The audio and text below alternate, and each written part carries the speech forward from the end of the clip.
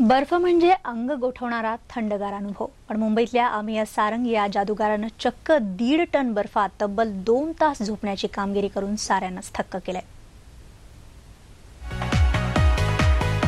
जादू या कला प्रकाराचं कुतूहल सर्वसामान्यांना असतंच. जादू या कला प्रकारात असाधारण महत्त्व असतं ते कौशल्याला.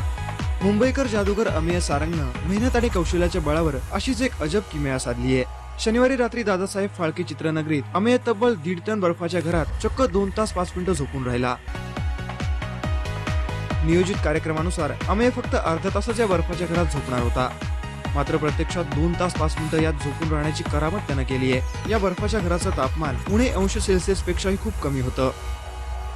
प्रत्येक वेळेला काय व्हायचं, माझी बॉडी सेट करायचो मी, की आधी मी पहिल्यांदा केलं तर 5 मिनिटं केलेलं, नंतर 10 मिनिटं, नंतर 20 मिनिटं. आता इथे करताना असा विचार केला की 30 मिनिट्स एक ट्राय मारूया. पण 30 मिनिट्सपर्यंत मी स्वतःला पॉझिटिव्हली एनकरेज करू शकलो. नंतर मला बऱ्याचशा लोकांनी येऊन एनकरेज केलं, त्यामुळे मी तो टाईम वाढू शकलो आणि मला पॉझिटिव्ह वाईब्स भेटल्या लोकांच्या.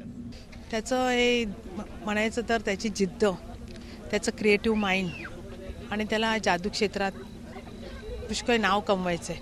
जे माझ्या सासऱ्याने मिश्राने कमवलं ते 3rd जनरेशन म्हणून त्याला पुढे न्यायचं आहे आणि त्यासाठी त्याला काहीतरी जगा वेगळं करून दाखवायचं.